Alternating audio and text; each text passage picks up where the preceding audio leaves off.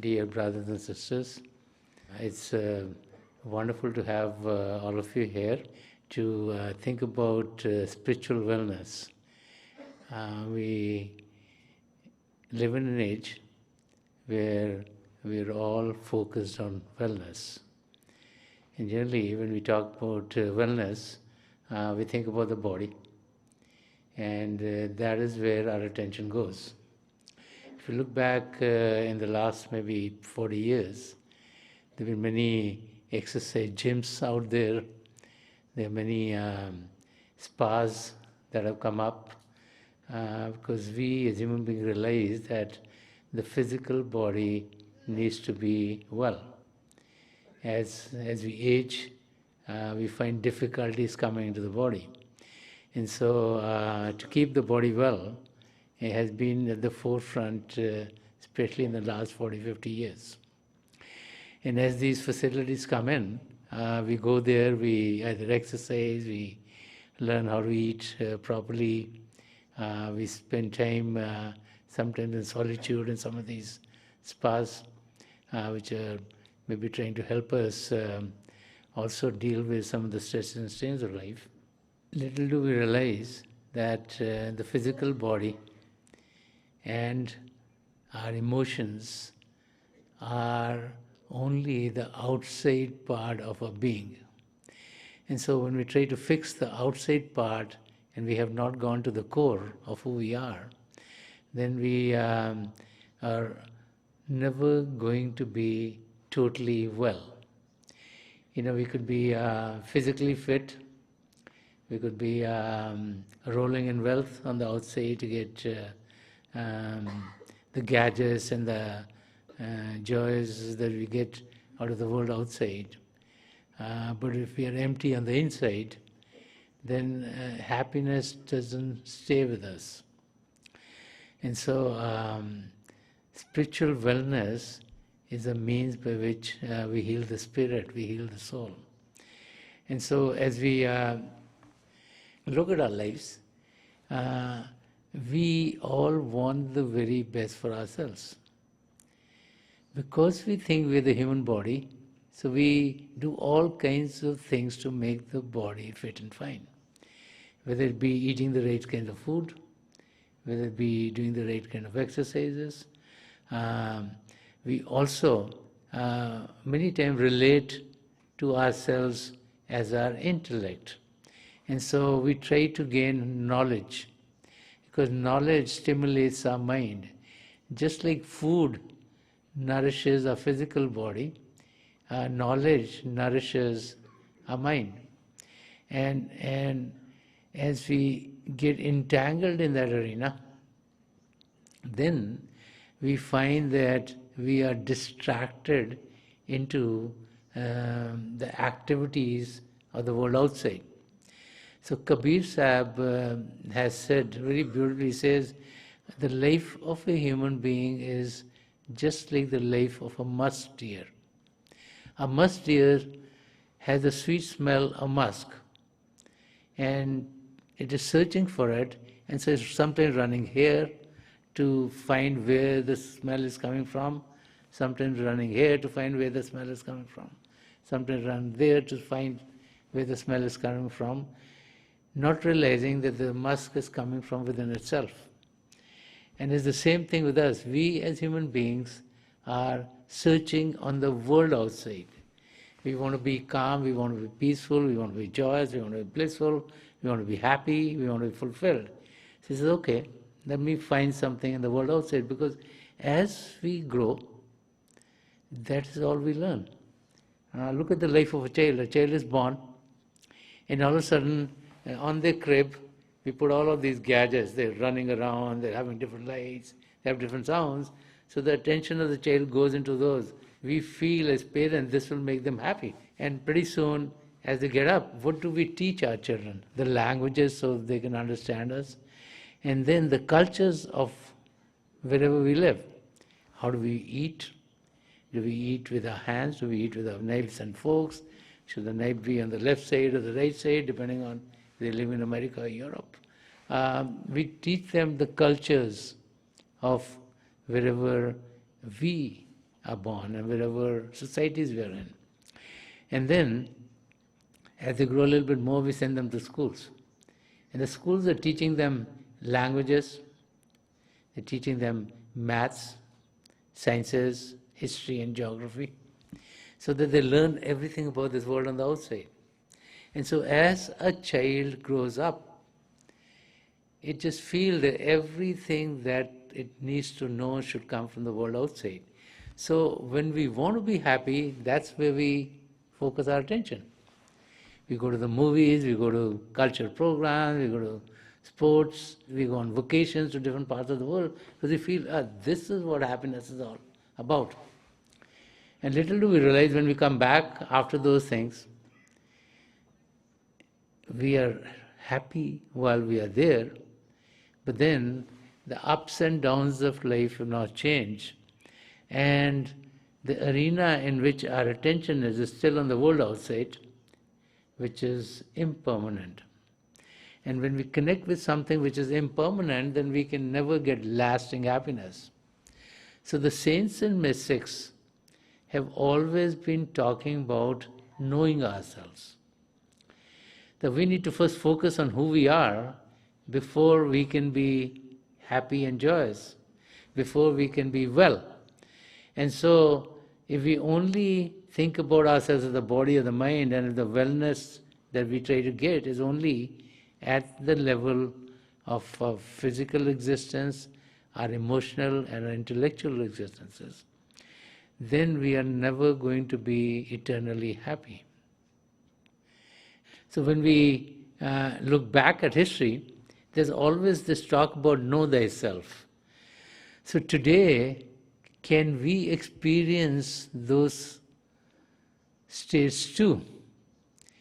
And living in this age, we wonder if people who lived in those ages where these great founders of the faiths came, if they were lucky enough to be focused towards God, can we be focused in the same arena too? And can we experience God? The creative power which brought all creation to being, the creative power which is embedded deep within each and every one of us, is called the Shabd, or the holy word of the Naam, and it's like a vibration. And even the scientists today are telling us that the smallest particle that they found is not solid, it's a vibration which is so quick that our instruments felt that it was solid. And if we were to connect with the Creator, then we would always be happy. When we go to our places of worship, and we could be in any kind of problem, we are very happy when we get there. Why? Because we feel the presence of God in our place of worship.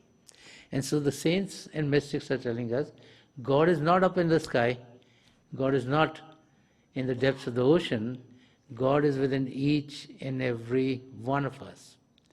And the key is to be able to experience God. As we learn the techniques of being able to reach within ourselves, go within ourselves, and connect with this divine power, it brings us so much happiness and joy that it is very difficult to put those states into words. The journey within is a journey of love. All of the scriptures are telling us that those who love are the ones who find God. And this is in each and every one of the scriptures. And so when we sit in silence, whether we call it meditation, or praying with attention, or inversion, or concentrating within, these are all different names for similar techniques, in which we remove the chatter of the world outside, in which the distractions of the world outside are removed, so that we can home into the power within ourselves.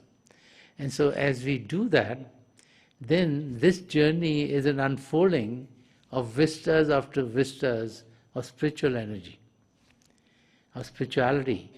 And this is unfolding of vistas of light and of divine sound. And Sant Rajinder Singh Maharaj had written very beautifully about the spiritual journey. He says, खाक से ताबा क्या कशां हमने तो जब किया सफ़र इश्क मिला कदम कदम हुस्न मिला नज़र नज़र. He says, when I traveled from the earth to the Milky Way, I met love at every step and beauty in every glance. So the journey within is a journey of love. It's the unfolding of the love of the Lord. And it's a journey of beauty because vistas after vistas after vistas open up, which are more beautiful and more beautiful and more beautiful. You know, many of us think that the sunsets and sunrises are very beautiful. And people travel to many different parts of the world and they say, oh, if you go to this part of the world, you get the best sunset. And if you go to that part of the world, you get the best sunset or the sunrise is there. But what you experience within is so many times more blissful than the sunsets and the sunrises of this physical world. Why? Because this physical world is a reflection of the spiritual worlds. If the nourishment of the body is food, the nourishment for the mind is knowledge or activities of this world outside, and the nourishment for the soul is connection with the divine power, the creative power, the divine power of light and sound of God. Now that's reverberating within ourselves 24 hours a day. It's a question of where we put our attention. You know, right now we are living at the level of our senses. A sense of sight, a sense of hearing, a sense of smell, a sense of taste and a sense of touch. And these are the senses which are taking our attention, which is the outer expression of our soul, and putting into the world outside. Now, as long as we live at that level, that's all we will perceive. So everything that we see with these eyes, we take to be real. Everything that we hear with these ears, we take to be real. Not realizing these are inputs coming from a reflection of the true worlds. But since many of us have dreams, okay, when you have a dream, you find yourself in that dream state. And when you have a dream, whatever dream is, you find everything is real. And all of a sudden, when you wake up, you realize that it was a dream. And so saints are exhorting us to awaken spiritually. Right now, our attention is the world outside. So all the saints, they're asking us to awaken from this dream and experience the reality. The human existence has been given a gateway to go on the spiritual journey. We all have been given a gateway here, between and behind the two eyebrows, which is called the single eye or the third eye, or the Jivya Chakshu or the Dasmadwar. And this gateway is opening into the regions within. And so God has given us this opportunity to experience the creative power, the power that brought all creation to being. Now, all the tools that we need have been given to us. It is for us to make use of them. If we don't use it, it's we who lose out.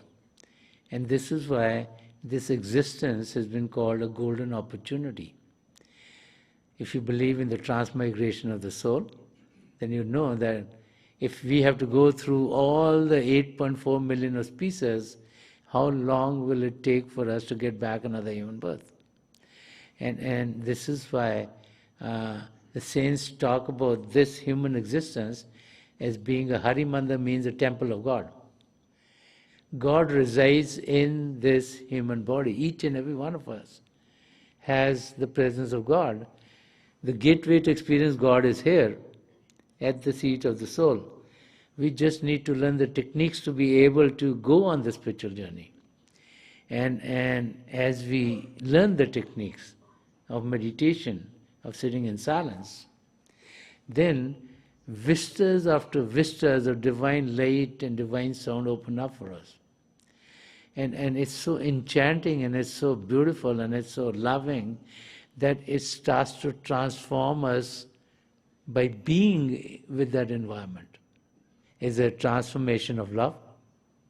It puts us in a state of bliss like we've never experienced before. It puts us in a compassionate state, in a state of forgiveness, in a state in which we want to be helping to someone else.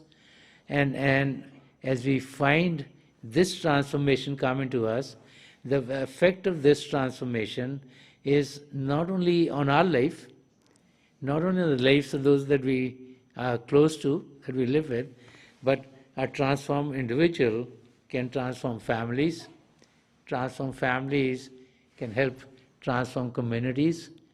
Transform communities can help transform cities.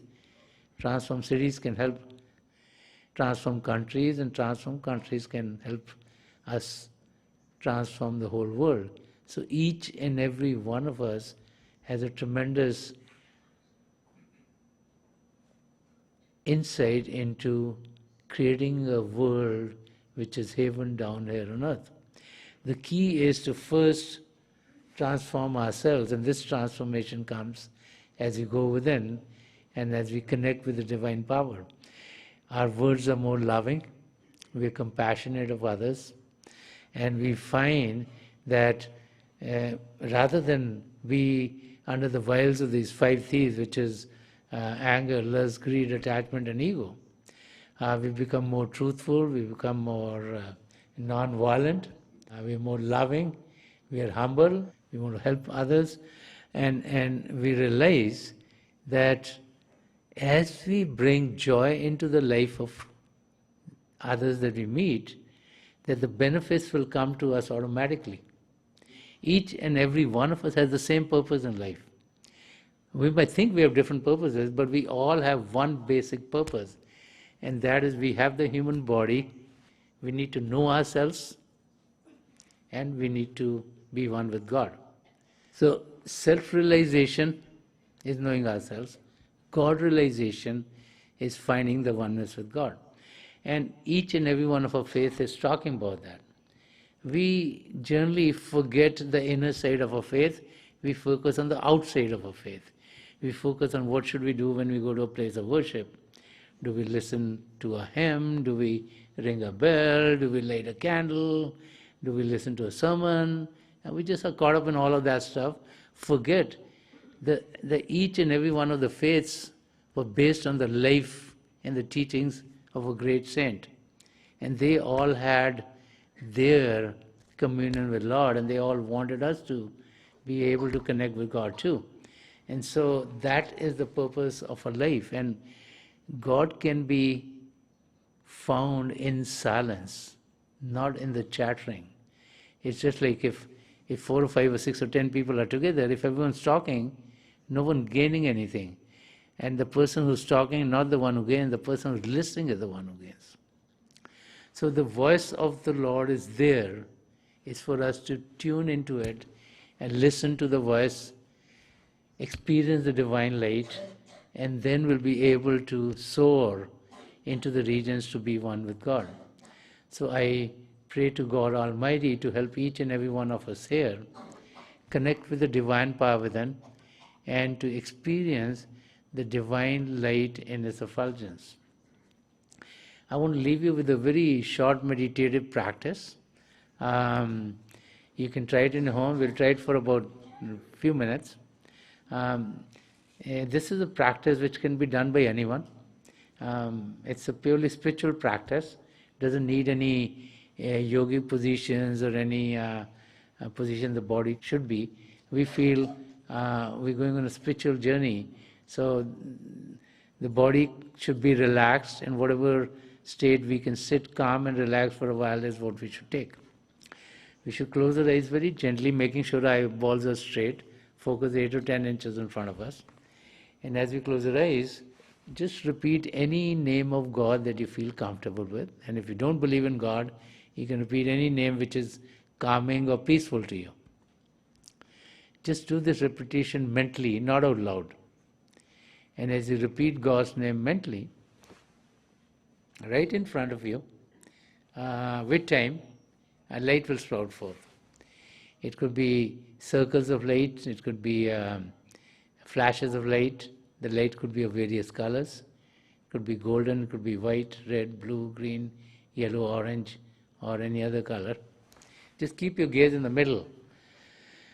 With time, these lights will stabilize for you, So what actually is happening is the light of God is within each and every one of you. When you concentrate, you experience the light. When you're distracted, you experience darkness. So with time, as the concentration gets less and less and less, you are experiencing that the flashes later coming and going. But as your consciousness gets more and more and more, you see that the lights are stabilized. Because the lights are there all the time anyway. And so as your concentration gets better, you experience the light more, as if it's stable. And then with time you go beyond the lights to a sky full of stars, or inner moon, or inner sun, and many, many other vistas open up for you. So whatever is right for you is the experience you're going to have. Just gaze in the middle, and I pray to God Almighty and to the three great spiritual masters of past century, Hazur Baba Sawan Singh Ji Maharaj, Param Sant Kripal Singh Ji Maharaj, and Dayal Prasann Darshan Singh Ji Maharaj, to help guide us into the spiritual journey so that we're able to experience the divine light in its effulgence. So we'll sit just for a few minutes. I'll be getting out of this meditative state at that time, and my best wishes are with each and every one of you.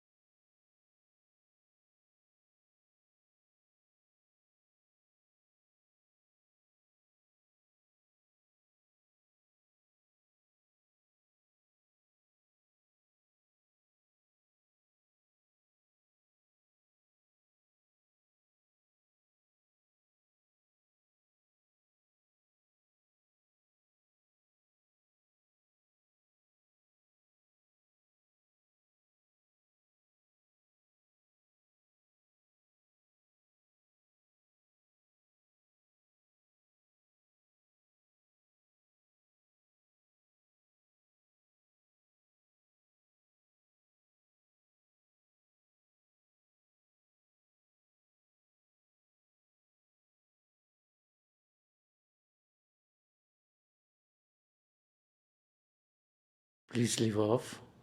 Please leave off.